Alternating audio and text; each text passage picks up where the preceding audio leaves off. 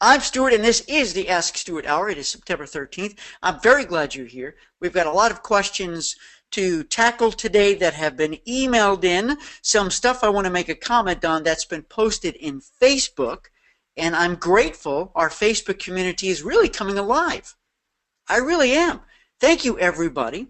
I know everyone's busy. You've got your own Facebook sites to monitor and to respond to and to comment, but it's really wonderful when you post a thought, a comment, a question, a challenge, an opportunity in our private community, and then when you respond to somebody else. I think that's really awesome, and I'm grateful for that. And I just want to make sure that if you're not in the community, let me know. We'll get you in. Because as soon as you guys join, we just had somebody new join today. I don't know if she's here. She joined today, brand new, but I don't think she was able to join us for today's Ask Stuart Hour. So let me see where I want to start. I want to start with a sip of coffee first. And no, I haven't done my cold press yet. Although I did have cold press. We were in Asheville last weekend, by the way. Loved Asheville to pieces. Loved it, loved it, loved it, loved it. Wow, so cool. I might be able to live there. How's that? All right, here we go. I want to start off by making a couple of comments here. Ed had posted in Facebook, Ed, about your brand new blog site. So if you guys want to go visit his site, see the new website he built, it's basically a blog site. I did, and it's colorful, it's simple, it's very contemporary, it's beautiful, and I love it. I think it's great. And I love the blog page that you set up too. You're really telling a story, Ed. I think you did great.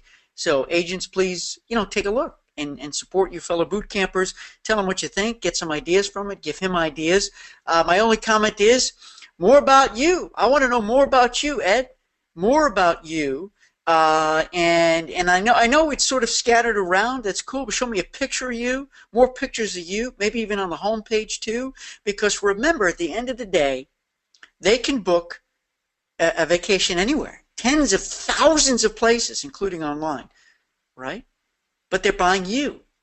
So you remember, everybody, your website, your page needs to deliver what's called "Who am I" marketing. Who am I? Okay, don't. And what I love, Ed, is that on your homepage there, you're not pushing vendors. You're not pushing other brands. Don't push other brands. Because everybody can book any brand anywhere, but they can only buy you here. You see what I'm saying? But it was good stuff, Ed. Really good. I love it. Lena, I know you had posted on Facebook you are questioning what groups to join. And I couldn't tell you. I don't know because I try to remain nonpartisan here.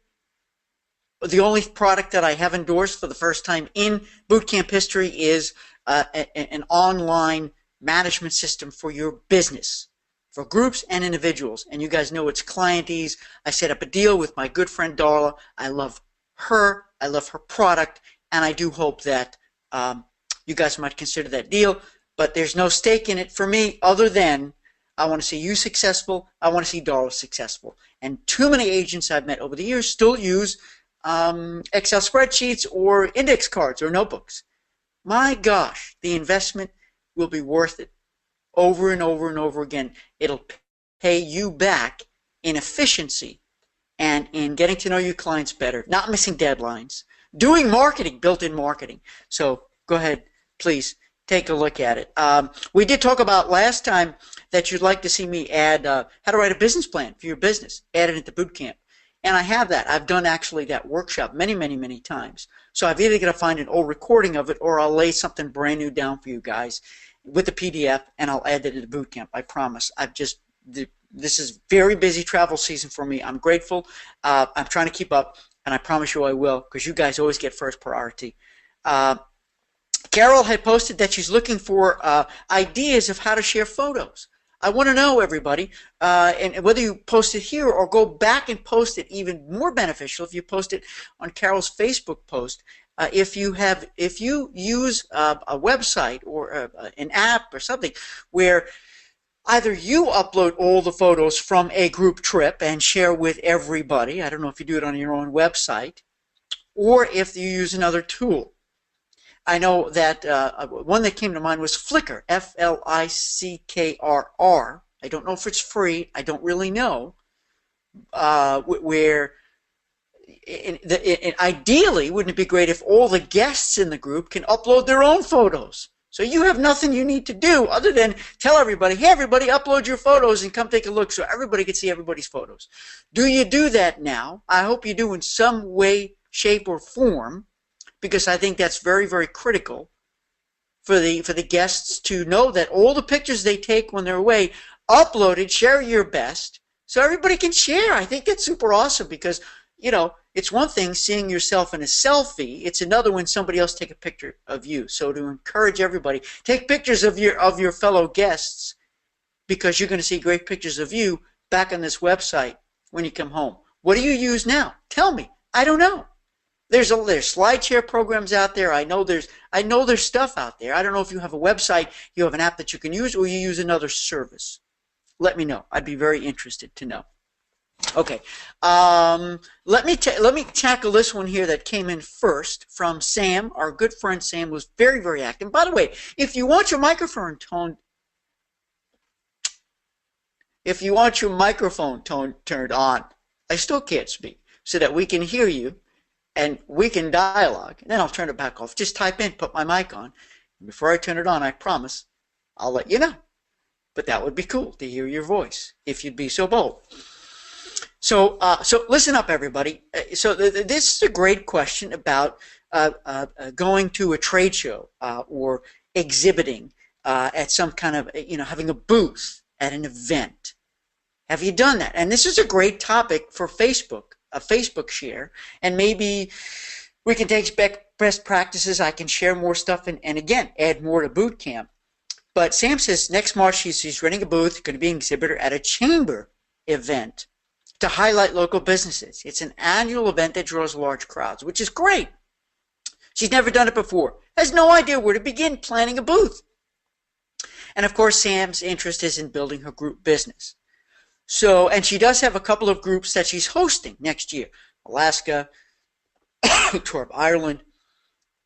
But she has information on the two groups. But what other information do you think Sam should have there? She can have preferred supplier brochures to hand out. How many should she give out? What should she give out? So she wants ideas of what to do at the booth. Do you guys have any pictures of your booth that you've set up, excuse me, that you've done, that you can share and sort of have a best practice sharing? I don't want to be the only one generating ideas. I'm going to give you ideas. But I want to hear from you guys too. What have you done that worked, that didn't work? Because this is risky business. Sometimes we set up a booth, and we exhibit, and nobody comes by to say hi. What do we do? Do we have to have the fishbowl there to get business cards? Now, these consumers are not going to have business cards. Do we have to do a raffle? I don't believe so. Do we have to give out a bowl of candy? I mean, that's the oldest trick in the book. I mean, I did hundreds, I don't know, but sure sounds like of conferences, of trade shows when I was on the corporate side in the travel industry. A lot. It could have been hundreds. And sometimes I still do. And it's tough to get people to come and engage because really you only have seconds, right, my friends? You have seconds to get their attention.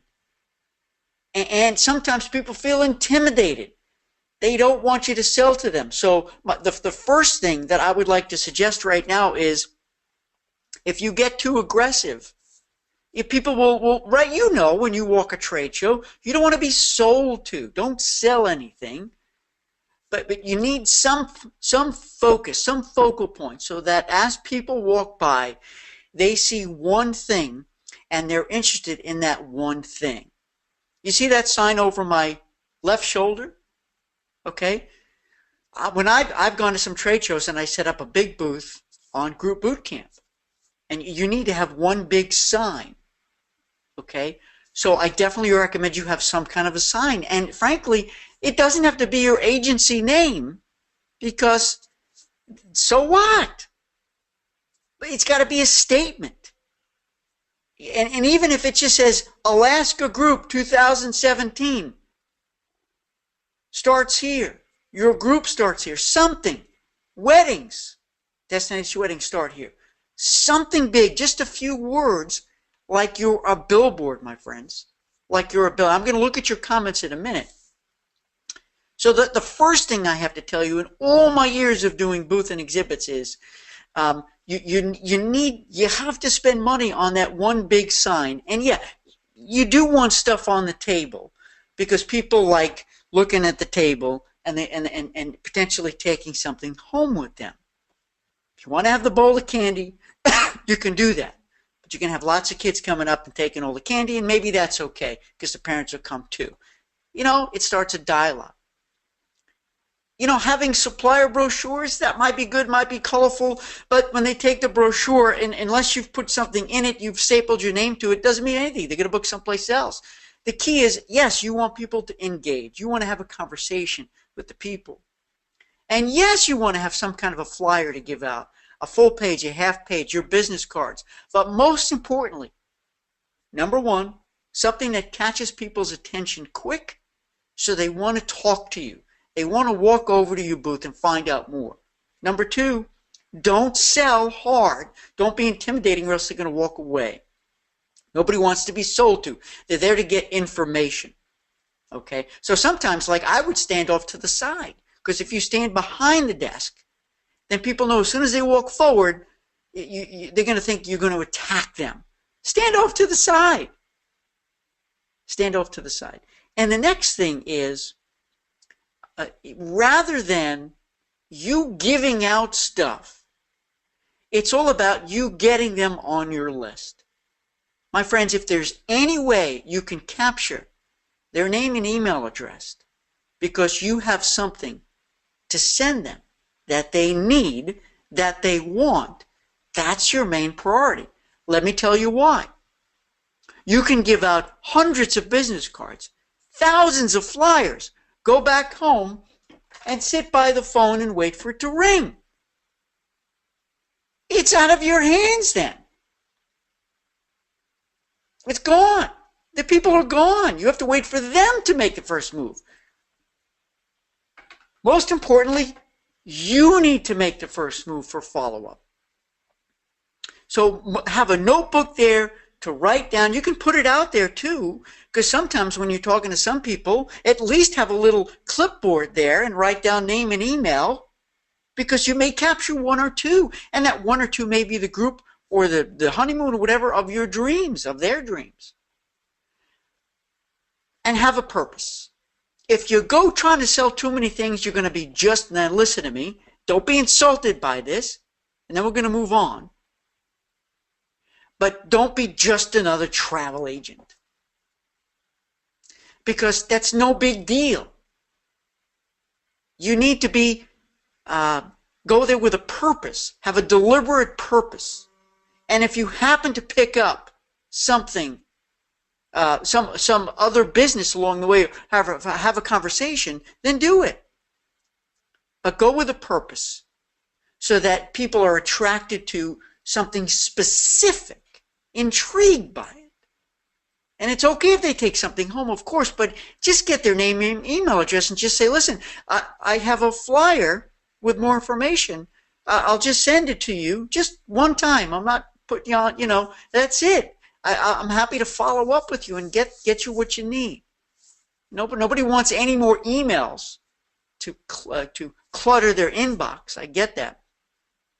But I want to hear from you guys too in Facebook and here. What do you do? And we can talk about this again the full hour, because some of you have these opportunities, and you can either sit there all day and say, okay, you gave out 100 business cards and go home and wait, or you can learn, really engage and interact and have a really smart booth, and potentially even have you definitely want to wear a badge. You want to wear something that says what you do, what you are too. And it would be great if you can have a supplier either come in and underwrite it, split the booth, or you pay for it if it's not expensive. Come stand there with me. And you know what? They wear their badge. And that's going to attract people too if they wear a badge from a cruise line or from a tour company or an Amber Waterways badge or a hotel badge. That attracts people's attention, So, okay, let me stop talking because it's a great subject. And Lena, we're going to come back to you in a second. Dawn, you've got it too. Let's see. And oh, okay. So Sam, you're here, but you got a bolt. But yes, we are recording it. And hold on. All right. Okay. Let me go through this now because we got comments coming in on everything. All right. Hold on here. Yvonne says, I checked week 3 for a sample contract, but then I find it by looking in the wrong place. The contract, I don't remember where it is. It could be in week 2. I think it's in week 2, Yvonne. Okay. And if you want, if I have time, I'll go online so everybody can see where it is. And I uploaded 2 group letter agreement contracts. One is a PDF that you cannot alter, but one is a Word document that you can open and alter. And I know we have something about that. Cheryl, you brought that up, and I'm going to address that in a second. But Yvonne, I believe it's in week 2, but we'll check. Okay, it's definitely there unless it disappeared. Gene wants to know Ed's blog's website address, and that's on Facebook. If you don't mind going into Ed's, and what I'll do is I'm going to look that up to make sure it's posted there. He posted, Gene, in Facebook, in our boot camp private community. I don't remember it offhand. Dawn. Okay, Dawn says, I just had this conversation, now we're talking about branding and website, with one of my Minnesota people about really capturing the About Me section on my website. Because in business, it's really so important for your client to know who they're dealing with. Absolutely, my friends. Listen to what Dawn just said. The About Me. I really believe, my heart of hearts, your home page, your landing page, when people come to your website for the first time, they should see nothing else except about you. A big, smiling, happy picture of you potentially with a group. All these pictures of you on fam trips, visiting this, on vacation with your own family, escorting groups of you hard at work. It's your showcase, friends. Your showcase. I don't need to see a cruise line logo, a hotel logo, and a deal. Gosh forbid you use the word deal or discount. Okay? It's your story. I can buy that product anywhere, but I can only buy you on your site. So thank you, Dawn, for sharing that. Dawn says, by the way, if anybody has a master networking group in their area, please use my name as a sponsor. They need more travel professionals. Yes. So if there are networking groups in the area, are you guys a member of any local networking groups? I know I was invited to potentially join my local BNI group, to be honest with you, and I know some agents who are in it. I couldn't do it. Too time intense for me, and if you miss a certain amount, you're out. I can't do that. And I loved it. They didn't have a speaker or a business coach, so I would have owned that category. I just couldn't do it. But Dawn, to your point, absolutely, and thank you for offering that you would be a referral because they need travel professionals. That's a great idea for business too. Mershon says, I put group photos and ask for them on the Facebook group page. Okay. Yeah, I mean, why didn't I say that to begin with? You're right. I didn't think of that. You know, do you set up, everybody, an individual page for each group? Why not? And I know that's in boot camp that I recommend you do it. It's one of the ideas to help you promote it. And right from the get-go, part of your group launch sequence, you're going to start that private Facebook group. I did that with my river cruise, partial ship charter. Now, I don't want to make it too private because obviously I want people to not have to request permission to join it, the river cruise, but you can go there now and see it. You want to do the same thing because that's where you want to communicate information. And Mershon, what you're suggesting is that's the same place you post the photos with the photo albums. Why didn't I think of that? It's the most obvious place. Absolutely, everybody. Thank you. Thank you for sharing that. Ken says you must push the table to the back of the booth area, stand in the aisle, and meet and greet the people. I agree, Ken. Thanks for sharing. You know, there's so many different ways of thinking. If you push the table forward and you have a bowl, you have a clipboard, you have stuff you're giving out, it certainly could attract people who are walking by, and people just love to pick up stuff and put it in their bag. They love free stuff. But right, if you're standing behind the table, people are going to feel intimidated, that they may not want to come and feel like they're going to be sold to, so you'd have to stand off to the side. Ken is suggesting pushing the table to the back, and you being front and center with a big smile and saying hello to people. Hey, you want to go to Alaska? Why not? Hey, come to Alaska with me. You know?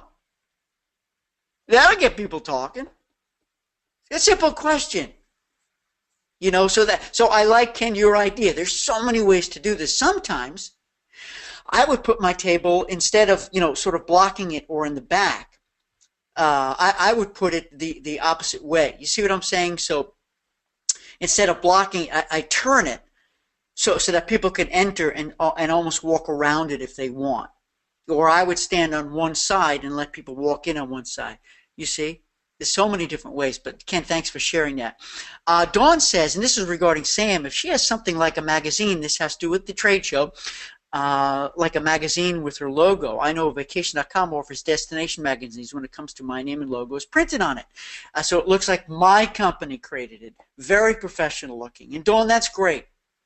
Absolutely. If you belong to a host, if you belong to a consortia, or you have a private label newsletter, something that you can give out where there's information people need, will love, so as they're going to take it, and of course it's got your name and everything on it, don't ever, please, give out anything that doesn't have your agency information on it, and preferably not stapled to it.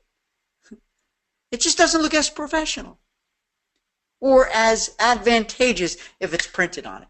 And if you get to your suppliers early enough, I know when I was on the supplier side, if you put your order in early enough, I can get you pre-printed postcards, right, Dawn? Ken? Sam?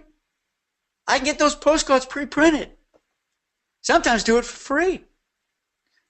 Or you can source it, or a host might be able to get it done. Give that out.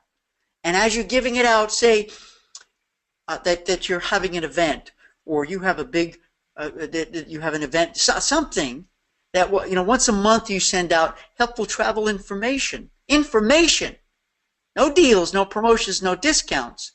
Do you mind, can I have your name and email, and I'll send you a sample. If you like one, you can be in the list to get one a month. Remember, you want to get them on your list. But thanks, Dawn, for sharing that. Gina says, I mostly get booth space at business expos. I use a vertical banner that is bright with a picture from Grand Cayman. I love it. See, so here's the thing. If you think you're going to be doing more than one exhibit, or if you think this particular trade show, this exhibit, is that important, then make it investment. You can buy these vertical banners, you know, that pull up. You can, and make sure it looks real professional. I hate to say it, because you probably have local vendors that I'd love for you to support. I sometimes use my local vendors to print up like this. They printed these things. They mounted them on foam core for me. Okay. Sometimes I use Vistaprint naturally to buy this stuff. So thank you, Gina. It's a great idea. And Gina says she posts pictures, a lot of them, on the Facebook page. And Gina says she does these events to build lists. That's it. That's got to be your goal. Cheryl, which I'm going to get to your comment before for the group leaders. Cheryl, at my last bridal show, I created a video that I had looping continuously to draw attention to my booth. I also had a data collection form to get their contact information. Once they signed up, I gave out magazines that were co-branded from my consortium. Beautiful. I'll read it again. Data collection form. Now that scares me a little bit. That frightens me. And I know you don't mean that. But you know, you want to reduce, you want to eliminate the obstacle with a speed bump for getting somebody to sign up. And if they're walking through a trade show and they weren't specifically looking for you and they stumbled upon you, if you will, the most important thing is to make it real simple. Make the point of entry easy. Just get a name, get an email address. You know, even a first name would do. You don't want to be too intimidating. But I love the fact that you had a form to get it, and then you gave out a magazine that was co-branded. Perfect, perfect, perfect. I love it because you shouldn't really have to pay for these materials on your own. The suppliers, your consortia, that's what they offer. They want you to use these materials.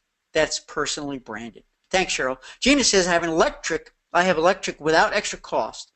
Oh, if I have electric without extra cost, I will have a loop DVD of destinations. Yeah, that's the thing. And I know, Cheryl, you use this too. Sometimes there's an extra cost for the electric, almost always. And you have to weigh that. If that's something you want to do, schlep that stuff.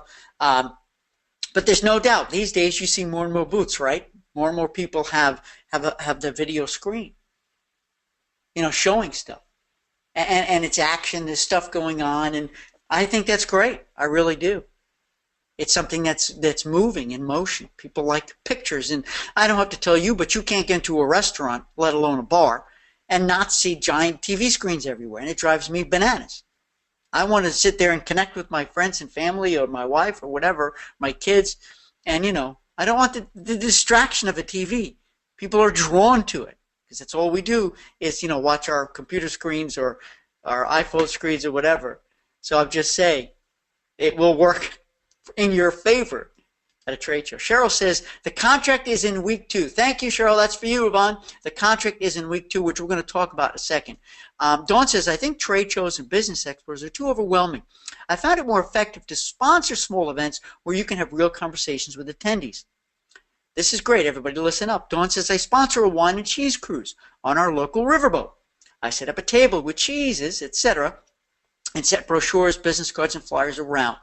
I speak for about 5 minutes on the area that month's wines are from and travel-related tips, and then mingle with the rest of the time. I love it. See, this is where you set up an event, or you work with other vendors in the same category to set up an event. But I am all for, and I am impressed with what you're doing, Dawn, which is rather than rely on somebody else's event where you're going to be one of many, and the event may not be specific to what you do. You have your own event. And if you can team up with another local vendor, awesome. And you give out information. You help people. You want to build your list. Well, you'd love to make a sale. It's not about, it's about come on in. You want to get to know Dawn because Dawn's going to save your next vacation. I'm going to help reduce risk and stress. I'm going to help add value and convenience, and you're going to give examples. And I'm going to transform your life forever because I'm not going to let you make mistakes by booking it on your own or with another agent who's going to forget to tell you stuff that I'm not going to forget to tell you that we need to take care of in advance. So your vacation is not okay. It's not good. It's the best ever. Get to know Dawn. Personal branding. I love it, Dawn. Thanks for sharing.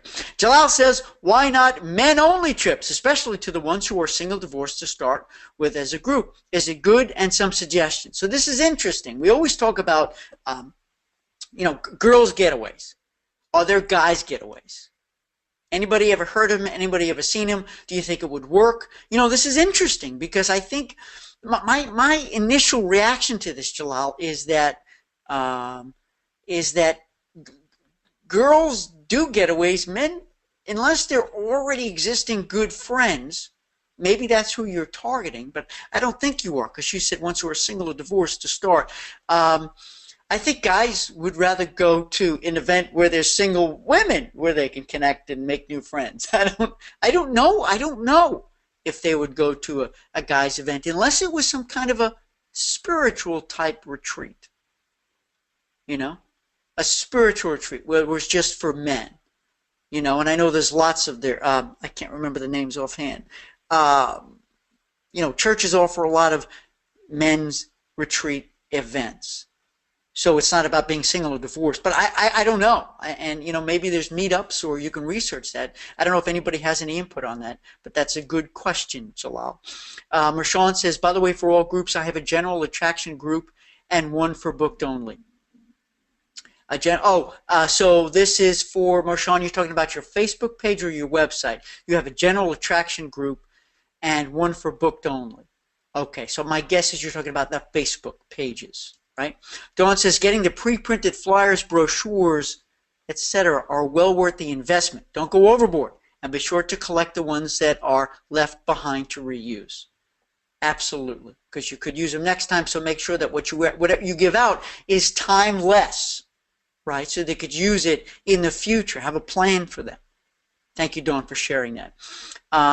Okay, now let me go back. Hold on there to, I'm trying to see, and hold on there. Okay.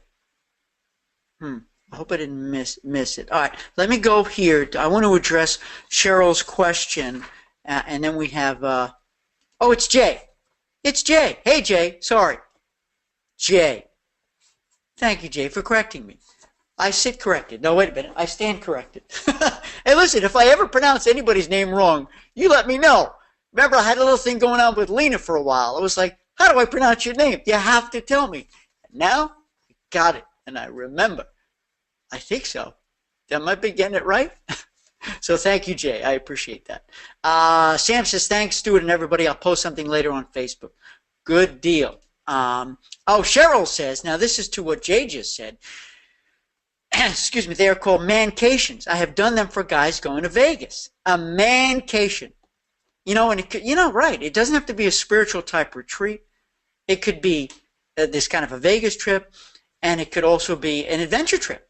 Some kind of a sports-related trip, if you will, where they're doing the activity or they're going to see a series of games. So I think it's definitely possible, Jay.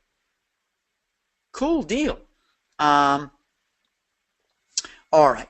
So Cheryl says, I'm looking for sample letters to use to send to potential group leaders. I want to test the waters with a small group leader and try to attract interested individuals. So I made a commitment to Cheryl, and I'm making a commitment to you guys that I will endeavor to add sample letters that you can use to go fishing, that you can send either via email or true snail mail letter to try to get in the door. Now, I did post something recently in the experts library, and I let you guys know to please go use how to get in the door. Okay, because unless you're a customer, a fan, referred, a partner in passion, and what's the fifth? There's one more, or a member, if it's an organization, a member. It's very difficult to get in the door because then you're just another salesperson. The key is to get in the door. And the worst thing in the world, my friends, is to send a long email or a long letter with your great idea, because that gives them the chance to judge it and say, you're trying to sell me something, I'm not interested. You got to get in the door, even if it's for a 15-minute meeting. I do this all day long here in Memphis, and it has worked phenomenally well, and I don't sell anything. But eventually, I ask questions. Who are you? Tell me about you. What do you do? And they love it. And eventually, they say, who are you? What do you do? And I tell them. And can I tell you something? Well, I could be here all day telling you of the amazing things that have come my way, but I've already been a mentor, a business mentor with StartCo, which is an incubator for startup companies. I spoke at a local HSMAI chapter meeting, and at the end of October, I'm going to speak at another mentoring meeting, which is at University of Memphis for students. So one thing leads to another, leads to another, leads to another. Okay, but all I did was ask to get in the door. So I'm going to commit to you to make up some sample letters that you can use to potential group leaders and just customize. Because the shorter the better, the simpler the better. You don't want to look like you're coming in to sell something because it ain't going to work. Now I'm going to downsize this screen here for just a second, if I can. Well, look at that. And I want to show you this. I don't know if you guys can see this. I can't because my face is blocking it.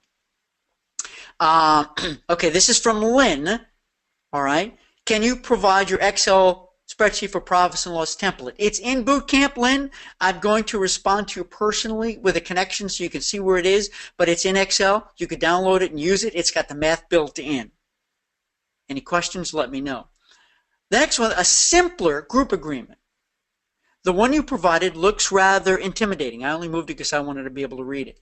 So let me just say, you guys know that I have that, and this is the most sought after thing. There's two things I want you to know. There are 6 key elements of the group agreement letter. Now, so you can use my template and just go with that, which are the 6 key elements, which are, let me see if I remember. Number 1, what you will provide. Number 2, what you will not provide. Yeah. Number 3, what's available at an additional cost. Believe me, this is really important. And finally, number 4, what they're going to do, what they're going to provide, what tasks they're going to do. Okay, 1, 2, 3, 4, 5, how do the incentives work? Detail, when it's paid, how it's earned, what it is, who gets it, so forth and so on. And number 6, what do the deadlines mean? Not just the dates and the deadlines, but what do they mean? What costs will be initiated if a deadline is missed? What space will be lost? What will happen? It's the consequences too. So, Lynn, if you just want to use that template and you fill in the blanks, that's fine. The other template, which is a lot bigger and a lot more complex, is just there to remind you of things that you may want to include. Some of them won't matter to your group. Some of them will. So my job is to give you so many different options, and you can pick and choose what you think, what you know is relevant for your contract and your group. But you don't need to use every one. So Lynn, I hope that works for you. I really do. Let me know. I'm going to go back to that PowerPoint, put that back up like that, and then I want to go back to the questions here. Okay, Lena, does anyone have a way for people to add their information electronically that automatically adds prospects to your database? I know this can be done, but don't know how. I think the biggest problem is that people don't follow up in a timely manner. Yes, there is a way, and this would be using a service like from MailChimp, which you can use free, or Aweber, which is for a fee.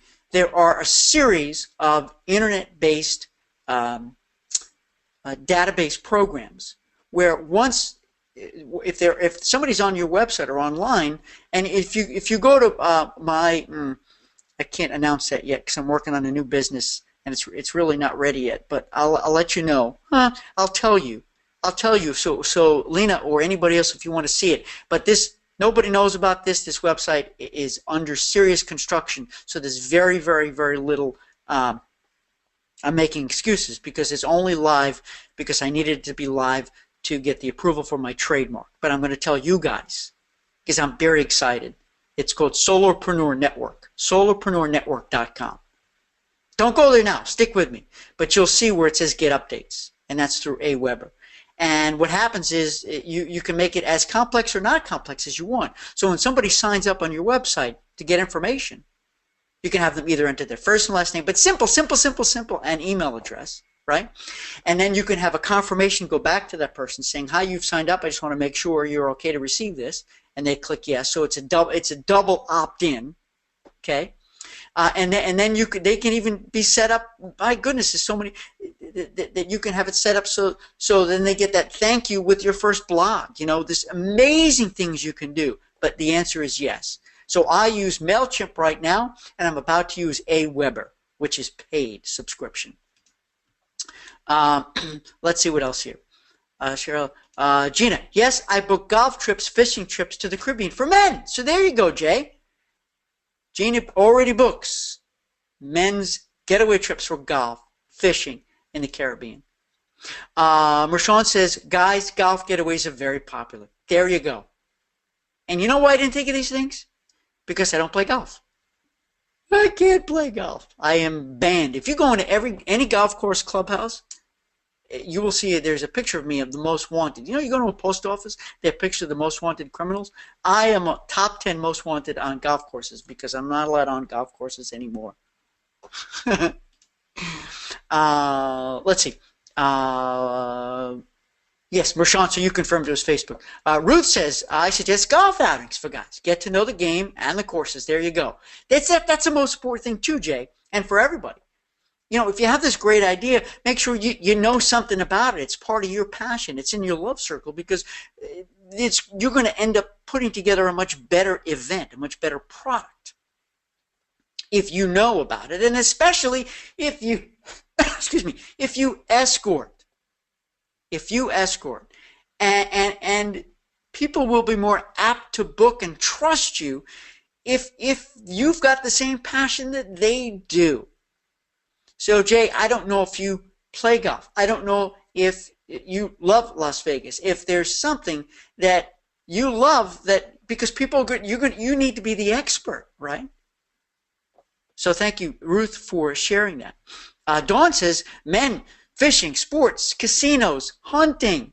Men definitely have their own events. Beer tasting, wine tasting, whiskey. Where was my head at? What am I thinking? Huh?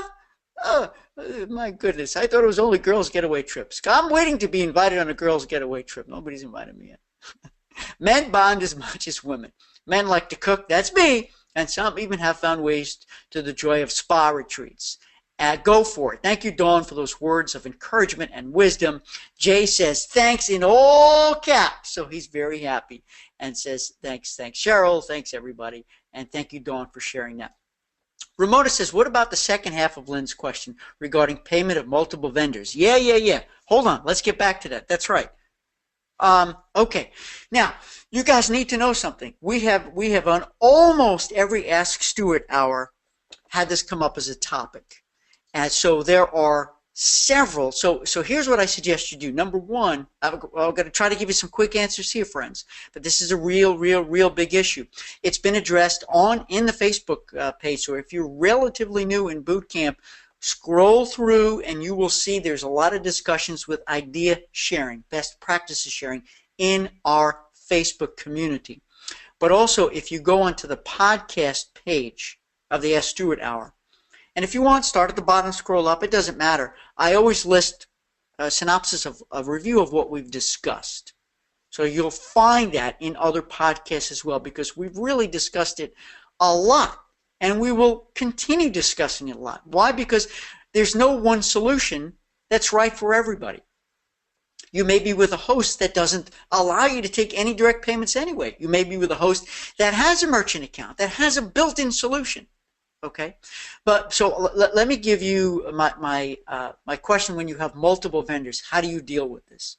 All right, and if you don't have a multiple merchant account, first of all, I just want you to know that these days it's very easy to get a PayPal account. It's very easy to get a Square account.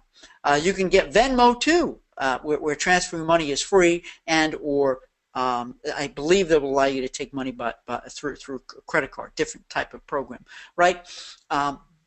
So you can do that. And I realize what you're saying is, well, the people want to see the name of the cruise line or whatever on their credit card statement. Well, that's a risk, okay? That's a risk that you'd have to undertake.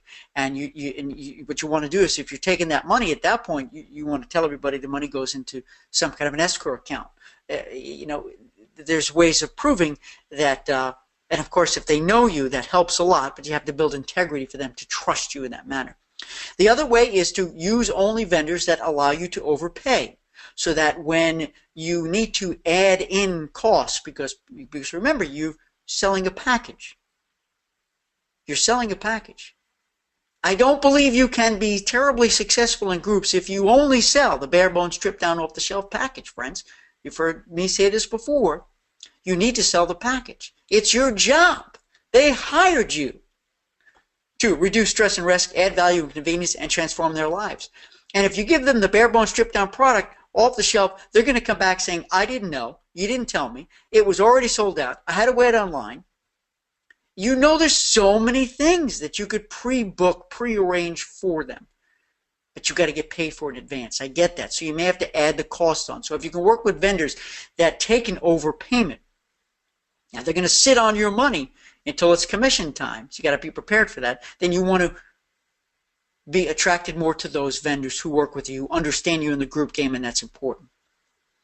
The other thing I'd like to recommend is, and this is my final recommendation, and I know maybe I'm going to see if I can get, I don't know, I got to find out who would be even more of a dedicated expert in this area of taking payments from multiple sources. Well, they could generate even more ideas for us. We can have a dedicated, featured guest, Ask Stewart Hour, because this is such a big topic, is to split the payment. So what you can do is you could tell everybody that a certain amount of money is due by check to you, to your agency name. And you just come up with a round number, but it's enough money, right? It's enough money, Ramona, that will cover those add-ons. And perhaps it's extra money for deposit money, okay? And then after that, you could tell everybody it could be a direct credit card to the cruise line, to the hotel, to our whatever, because a lot of times that's what you'll do, right? If you don't have your own merchant account. So sometimes you can get away with that just fine. Just telling people up front how it's going to work. Whether it's $300, $500, that needs to come as a check, and the balance is paid by credit card in this fashion. Explain it. Does that help, Ramona? Those are some quick solutions, because there is no one that works for everybody based on your individual circumstance and any challenges or opportunities that you have before you. Gina said, and the golf, fishing, and adventure travel for men is very lucrative. There you go. There you go. Jay, rock and roll, my man. You got some great ideas here.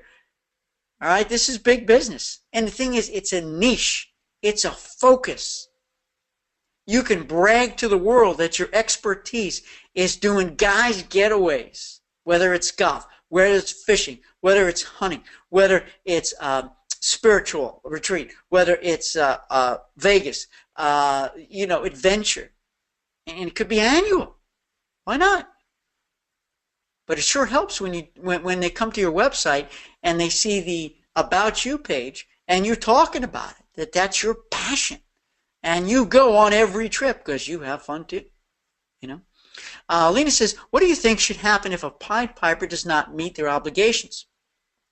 I just had an issue where I was working with a wine shop owner on a group tour to South Africa. The Pied Piper visiting her to South Africa. I had 8 people wanting to book, but Pied Piper's out of the country and not responding to my emails or messages, so I have decided to cancel the trip since the Pied Piper never paid her deposit. Well, there you go. So listen up, everybody. I'm going to read the first question, and I'm going to give you the answer. What do you think should happen if the Pied Piper does not meet their obligations? It's over. It's done.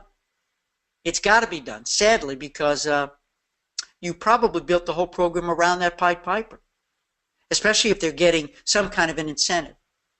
So first things first is, there's 2 key things, Lena, and everybody, very important, that you need to, that I suggest you do, I coach you to do. Before you write up a group agreement letter, before you bring this to market, you've got to use that group viability test. And folks, that's in week 1. You've literally got to print out my group viability test and go point by point. There's 10 points. If you can't give a check mark to every one of the points, then this is not a group you want. It's going to become a nightmare, and you're going to transfer it to somebody else. Now, only one of the 10 issues is about the group leader. But I want you to look at everything.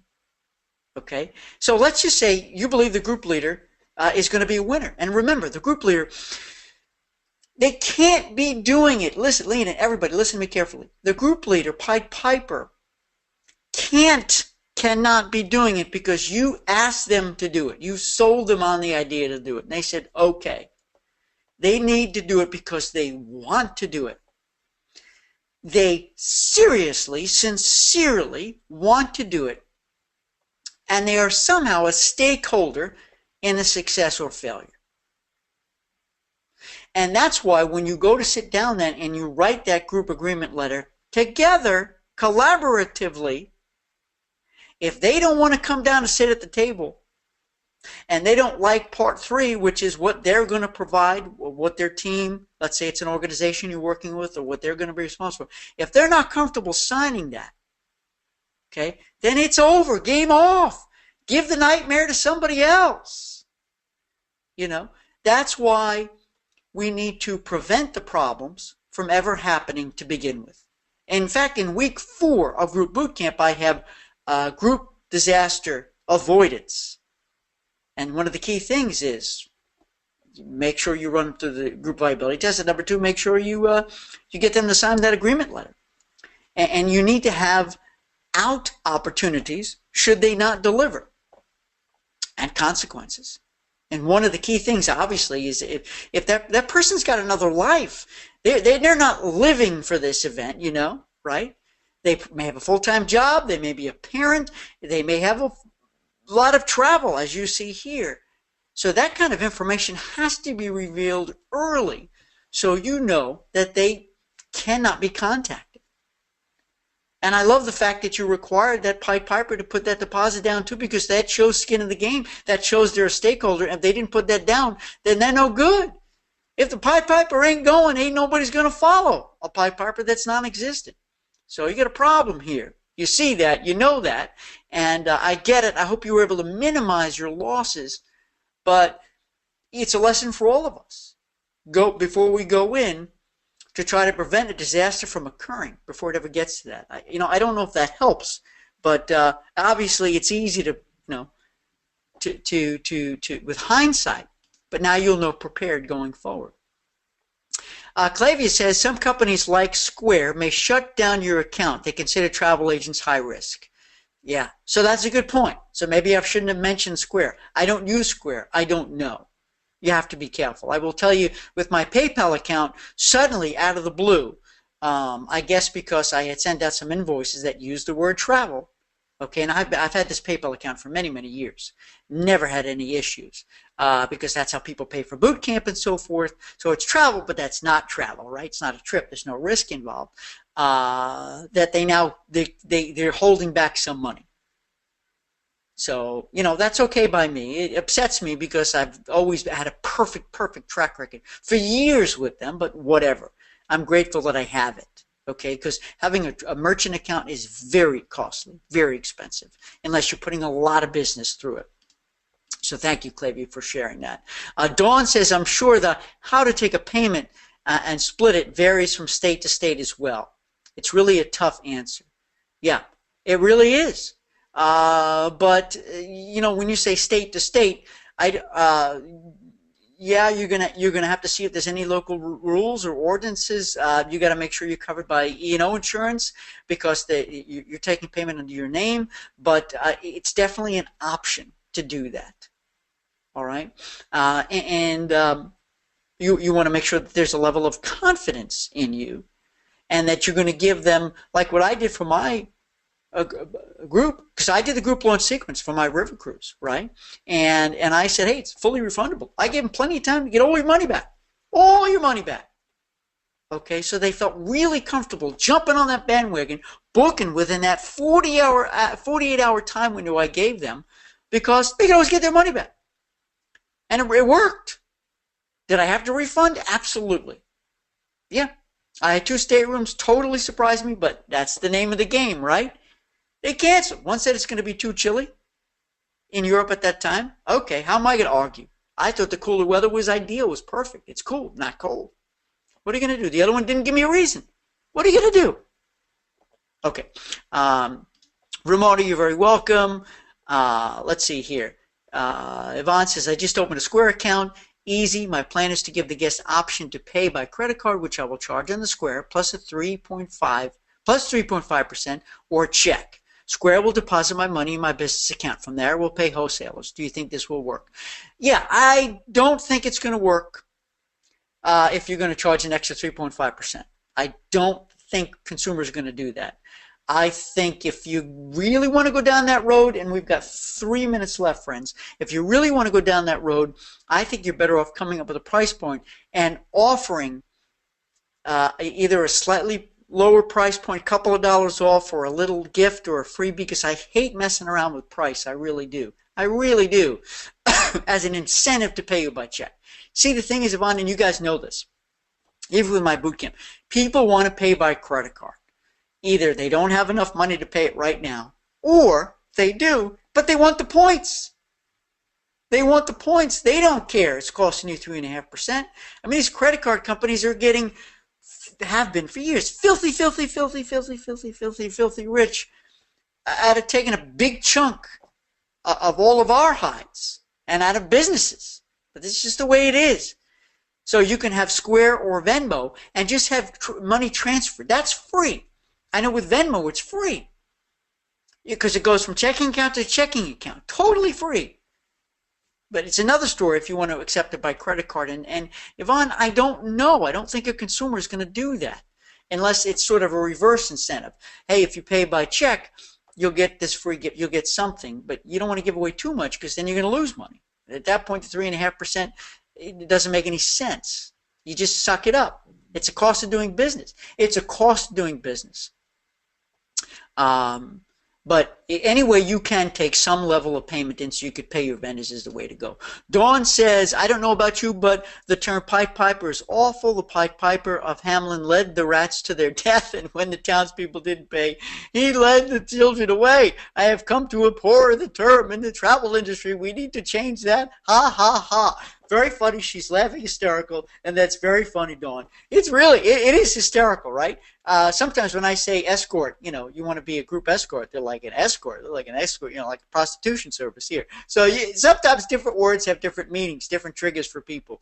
And you know, some people may call a Pied Piper, some not. But hey, this is a good thing to bring up, Dawn, because everybody in the room, listen to me. There's some words we don't want to use with consumers because, as to Dawn's point, if you say, do you want to be the Pied Piper, they may remember the movie and say, remember Hamelin, the story, not the movie, the story, and say, oh, no, I don't. You know, you don't know. And you don't even necessarily want to call them a group leader because they're like, I've got enough going on my plate. I don't want to be group leader. But in effect, they may well serve to be that group leader, but don't give them those words. And, of course, you don't want to teach them what TC means, talking doctor. They don't need to know your business, our business, right? Alina said she approached me about this trip and told me what she wanted. This was our second trip, the first, which is huge success. So here you go. See, there's always more to the story. The group leader who went away, disappeared, she had to cancel. It was the second trip first, which is a huge success. So something's out there. Who knows? Could be a personal issue. So it's always more complex than it seems. We got 60 seconds left. Gina says there's also seller travel laws in some states. Yes, make sure you abide by your individual laws. And 6 states that have seller travel laws. Thank you, Gina. I appreciate that expertise. I forgot it was 6. Carol says, after having my PayPal account for a few years with no issues, I got them to release the extra holdback and now got all the money at the time it's paid. Good for you, Carol. I'm going to try the same too because I have a perfect track record. And, you know, they really need $1,500 to sit on that they're going to invest because, of course, that's what they do. Whatever. You know, I'm just grateful I have it, but good point, Carolyn. Good for you. Gina says you need to look at the laws for additional fees for credit cards. Okay, so that's going back to you, Yvonne, if you can even do that. Carol says, when I do have a high volume of revenue all at once, hundreds of thousands of dollars with a few weeks, they do call me to check what's going on, but once I explain the group situation, they're fine.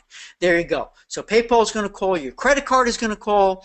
If you end up laying out, if you end up paying vendors with credit card, you're going to get that call if you can't set it up in advance. Well, we got a lot of kinds. I'm going to say it really fast. Gina says cash discount is always a ray around the credit card processing fees. Absolutely. It's a question if people just are desperate to get those miles. You don't want to lose a sale over it, but it could leave a bad taste in their mouth. But then again, you're not going to lose the sale. So sometimes you got to do what you got to do. And some people will be willing to pay by cash or check, especially if you make it worth their while. And Lena says, yes, credit cards seem safer as well because if they don't know you, they won't be able to get their cash back. They may be scared. They won't be able to get money paid by check back because they're scared. Credit card, they call a credit card company. I get it. Cheryl says, Square will shut down your account if they find out you are a travel agency. Travel agents are not allowed to use Square. It's in their terms and conditions. Cheryl, thank you. Clarified. Done point. Okay, this is it. We got to wrap it up. Lena said a group contract. I definitely agree. Pied Piper and escort is horrible. Right? And last 2 comments. Hang with me here. Dawn says, as always, an awesome hour. Wish it was 2. Thanks. It's my pleasure, Dawn. I'm so glad you're here. Levon said you could have a price for the credit card and a separate price for a check, not mentioning the 3.5. You're right. You're absolutely right. Not even mentioning that that's it. But you can make it a sweet offer. We are out of time. I don't know who had more fun, you or me, but I always love this hour. I'm grateful you guys came and you shared your out with me, and we were very, very active. And I know there's more we didn't get to. Lynn had a couple more things, but let's connect. 2 weeks is our next one, and that's bring a friend.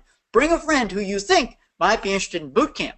I love referrals, okay, because price is going up in 2017 because I'm adding a whole new series of modules that I think are going to excite you, that of course you're going to get because you're in, but everyone else is going to pay more for, because just like boot camp went up $100 this year, it's going up, I don't know about 100. It might be for next year, but bring a friend in 2 weeks. In any case, heading to San Diego next week. Let's keep in touch. I'll be back in town for the next Stewart Hour. Thanks, everybody. Happy sales.